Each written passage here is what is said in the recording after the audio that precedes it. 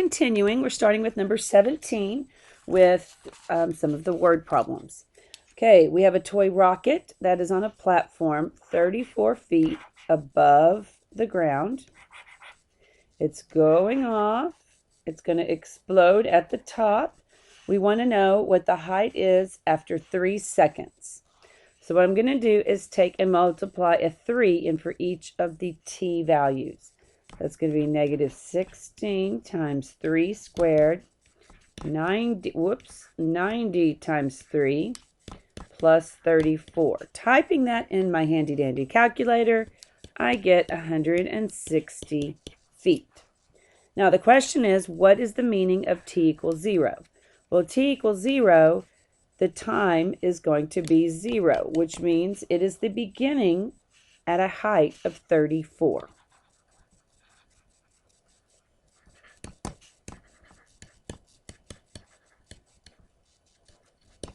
All right, number 18. This one's very easy. Looks kind of difficult, but it's very, very simple. It wants to know what, when the company is 0 years old, what will be the average revenue. So if I take a 0 and plug it in to each of these, time out. I was looking at the wrong problem. I hope y'all were paying attention. Number 18 has 2 things to do. We have to find the difference in cost, and then we have to find the total cost. So really pay attention to what the problem is asking you to do. Okay, so I'm going to take the difference. I'm going to take my negative 0.09 x squared plus 34 x minus 100, and I'm going to subtract negative 0.04 x squared plus 22x minus 175. Distributing the negative, I'm just going to go ahead and tell you what the final answer is. Negative 0.05 x squared plus 12x plus 75. Make sure that you're changing all of those signs. The total package, I have to take the same exact 2 things, negative 0.09 x squared plus 34x minus 100, and I have to add the other polynomial. This time there is no changing of signs. I just combine like terms. That gives me negative 0.13 x squared when I add those two, plus 56x, adding the x's, and minus 275 when I add the constant terms. Number 19. This is the one I thought I was looking at just 1 second ago. I want to find out, I have a 0-year-old company. So I've got to plug in 0 into each of these terms. Well, all of those are going to go to 0, and on the end I have left 0.8, and that is in millions. That was nice. All right, number 20. We have a total perimeter of 2x to the third plus 3x squared plus 8. That's my total. Okay, they give me 2 of these. So what I'm going to do is do 2x squared plus 5. Now, in order to find this length, I think I can subtract the lengths of those 2 legs, and then I can find the length of this leg at the bottom, which is called the base. So I need to distribute my 2. That's going to be 2x cubed plus 3x squared plus 8 minus 2x squared minus 10. Now I'm going to try to keep this in standard form as I put the things together. 2x to the third plus x squared minus 2. Hold on. I wasn't paying attention. This is a third exponent, so that makes this one a 3. Okay. Gosh, even teachers need do-overs sometimes. So glad I'm not perfect yet. Okay, so that's 2x cubed. Actually, the x cubes completely cancel, and what's left over is 3x squared minus 2. All right, number 21. Now this one's pretty intense, so get comfortable and get ready. I need to first draw a diagram. I have a square hot tub. Now, since I don't know, it doesn't tell me anything in the problem about how big that square hot tub is, I'm going to call the length x. So it's x by x. Around the outside, I have a fence. On one side, the fence is 2 feet wide on each side. 4 feet. The fence will enclose an area 2 feet wide on each side. And then on the other side, it's going to enclose a section that is 4 feet wider. Now, he has a total of 44 feet of fencing. Now, what that total of 44 feet of fencing is telling you is this is all about perimeter, not area. I'm not going to be multiplying. I'm going to be adding. So I need to add all 4 sides of the rectangle surrounding the hot tub. So I need to figure out how long this is right here. Okay, let's see how quickly I can change my pen color. Not very quickly. Okay, so this side is 2 right here. This piece is 2 right here. And in the middle, I have the hot tub that I don't know how wide it is, and that is x. So the length of this side is going to be x plus 4. Now I'm going to do the same thing for this length. This part is 4. This piece is x, the hot tub. And then this 4 over here is representing the walkway. So the total of the length of this side is going to be x plus 8. Now I need to find the perimeter. Well, I have 2 x plus 8s. I also have 2 x plus 4s, and I know that the total fencing is 44. Now I have a pretty simple equation to solve, but remember, you're going to have one question on the test, which is Tuesday, and it's going to have one of these inside x's, inside squares. It could be a perimeter, it could be an area problem. Now I'm going to go ahead and solve the problem. 2x and 2x adds to 4x plus 24 equals 44. Subtract, and 4x is 20, x is 5. That means that our hot tub has a side length of 5. It says find the dimensions of the hot tub. So the dimensions of the hot tub would be 5 by 5. All right, that was fun. Let's go on to number 22. I'm just going to do it here at the bottom. Now notice there are no addition or subtraction signs. This is just 3 monomials multiplied together. So I'm going to multiply the coefficients and add the exponents. If I do 6/7 times 28, 7 goes into 28 4 times, and 6 times 4 is 24. Looking at each of the exponents, add the p exponents. That will give you p to the 5th. The y's add up to 4, and the z's are a simple 9. Moving on to 23, I have another, I get to skip 23. 24. I think I haven't been skipping some problems. Nope, I did number 19 and 21. Overachiever teacher. Maybe I'll get those for the weekend. Number 24, I'm going to do my double distribute or a box or foil, whichever makes you happy. So I think this time I'm going to do foil. F stands for first, n times n is n squared. O stands for outer. N times -1 is -1n. I is inner. That gives me -5n. And L is last, which is -5 times -1, which is +5. That gives me n squared minus 6n plus 5. Number 26. This is a binomial multiplied by a trinomial. Well, the best way to do that is to do a box. 5x minus 3 going down, and it's easier to put your longer polynomial across the top. Okay, remember you're multiplying coefficients and adding exponents when you fill in the box.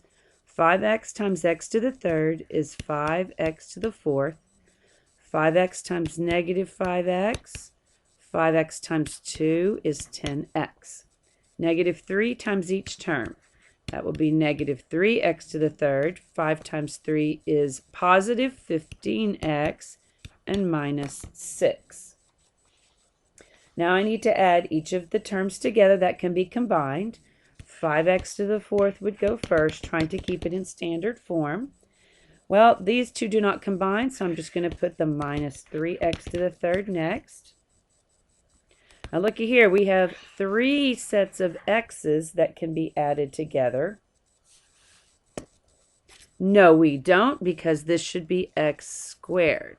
I caught that pretty quick. Okay, so the 25x squared will go next, minus 25x squared. Then the x terms, which is 25x and minus 6. I see that nothing can be combined, so my job is done. Number 28 is the Oreo cookie problem. I'm going to square the first, which is 49x squared. Square the last gives me 9y squared. And every Oreo needs double stuffing. 7x times 3y is 21xy. I have 2 of those, so that makes 42xy. Number 30. I think I caught on to the evens again. Number 30. This is also an Oreo cookie problem. I can double stuff the middle. So I need to square the first, which gives me m to the fourth.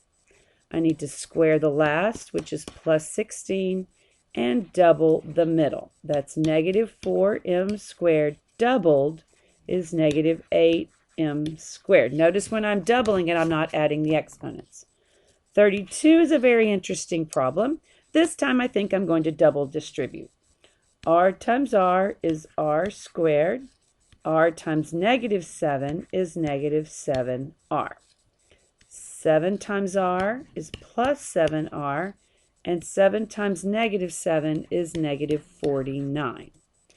Combining like terms, these cancel, and I'm left with r squared minus 49. Number 34. I saw a lot of you skip this problem on Friday. I have a monomial multiplied by a binomial. That means I need to distribute. I'm going to multiply coefficients and add exponents. So that's negative 45 x to the 7th, y to the 8th, minus 27 x to the 4th, y to the 8th. Now I cannot combine these two because this has a 7 and this has a 4 exponent. Number 36. I need to draw a picture first and label my rectangle. So the length is 2 inches more than 3 times the width. So I need one of these sides to be called width, and the length, which is the other side, is going to be 2 more than 3 times the width. Don't put 2 plus 3w, make sure it's 3w plus 2. I need to do the perimeter. To do the perimeter, I need to add all the sides together. Well, I have 2 w's, and I have 3w plus 2. I'm going to add that together, 2w plus 6w plus 4, which is 8w plus 4 for the perimeter. Now I need to do the area of the rectangle. So I'm going to take w and multiply, because area means to multiply length times width. Distribute, and I get 3w squared plus 2w. Very important problem. Now I need to plug in and find the area when the width is 2.5. So I'm going to take 3 times 2.5 squared plus 2 times 2.5. And looking at my handy dandy calculator, I get 23.75 inches squared. Okay, 37 looks fun. I hope y'all are having a great time with that this weekend. 38. I have, oh, this is interesting. If the rectangle, so I have a rectangle, and I know that the length is x plus 3.5. I know that the total area, which is length times width, will be x squared minus 12.25. Okay, so what I have to find is, what's the length? What is the length of the width? Yeah, that was right. What is the length of the width? So I've got two parentheses that are multiplying together to give me x squared minus 12.25. The first one they gave me was x plus 3.5. Now I've got to figure out what this one is. Well, if this is x, this is going to have to be x. If this is a minus sign, then that means that if this is a plus, this would have to be a minus, so that when I multiply, I get a minus. Now, also notice that this is a binomial answer, and there's no creamy filling. There's nothing in the middle. So the only way to get that is if the two binomials that are multiplied together, one of them has an x plus 3.5, and the second one would have to have the same exact number, so that when I multiply them together, I get 12.25, and then when I add them together, they cancel. Number 40. Okay, I need to write a simplified expression. First, I need to find the area of the large rectangle. So that is going to be 6 plus x and 6 minus x. That's these outside terms. Now I need to find a simplified expression for that. So I think I will go right over here and do 6 plus x and, wait a minute, that's not supposed to be there. 6 minus x in a box. 6 times 6 is 36. 6 times x is 6x. Multiplying those, I get negative 6x and negative x squared. Now, if you notice, the inside-outside terms cancel. So I'm left with 36 minus x squared. Now, to find the small rectangle, that's going to be 2 plus x and 2 minus x. Multiplying that out, I'm going to do 2 plus x across the top, 2 minus x across the bottom. Now I'm thinking the same exact thing is going to happen as I multiply this out. And it does. The 2x's completely cancel, and I am left with 4 minus x squared. Now I need to find the area of the shaded region, so I need to take my 36 minus x squared and subtract 4 minus x squared. Distributing my negatives,